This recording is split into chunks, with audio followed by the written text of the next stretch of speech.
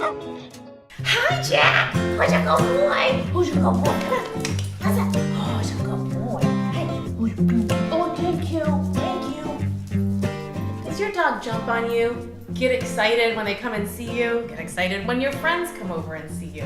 One of the things we're gonna start working on today is getting no jumping. One of the things about jumping is that it's self-reinforcing. As soon as your dog leaps up, they have sniffed, touched, and got interaction from whatever they're jumping on, the person or the kid, grandma. What I want you to think about is we can't have jumping reinforced.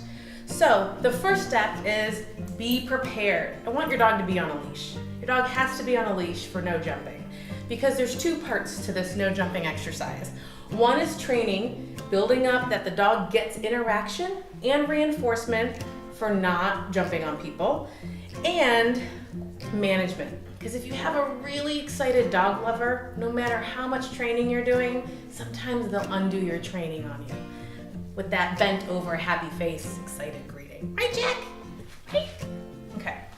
So when you have a big jumper, I want you to get some food. We're gonna use a little bit of food reinforcers for this exercise in learning a little impulse control.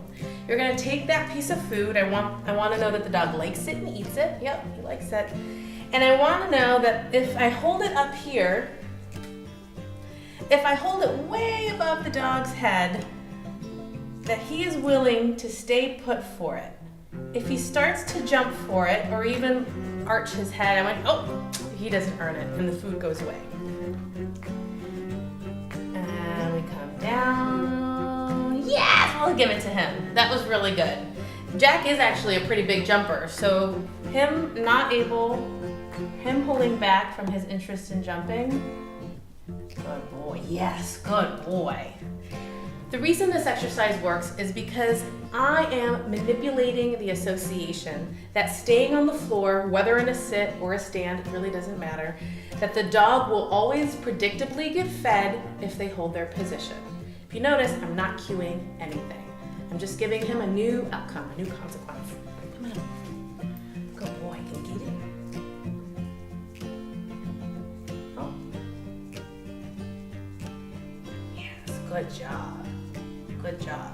You can use kibble, you can use a little piece of cheese, you can also use a tennis ball, giving the dog the tennis ball only if they hold their position.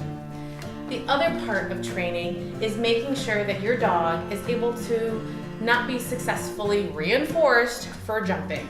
So this is good if you're on a walk or if you're surprised by someone coming towards you or even at the door when house guests are coming over. I want you to take this leash, I want you to make sure that it's dangling and that when you step on it, he only has a little bit of leash so that if he was to jump, the leash would tell him he has no more distance to go.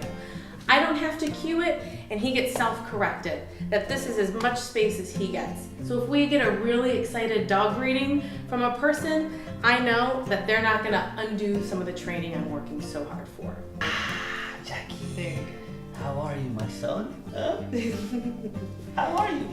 Good. So you can tell, good boy. So you can tell that the leash is getting tighter because he actually wants to come up closer to you. And he gets his momentum interrupted. Important part of the leash training. The last part of no jumping is reinforcing your dog, treating them or giving them all that positive association when they do behave well. So if they are sitting or if they are not rushing and jumping on the person, I can treat that. Hey, doggy! Jack, how are you? Yes, good job. You can pet his butt. Oh. Yes, good job. Buddy, Oh, you're so boy. cute. Good boy. Good boy, come on, good job. So when I'm reinforcing Jack for not jumping, for accepting the petting, I'm creating a wonderful experience that's actively positive. Meaning he's getting petted, that's wonderful. He's getting cheese from mom, that's wonderful. And he remembers that I'm at the other end of the leash.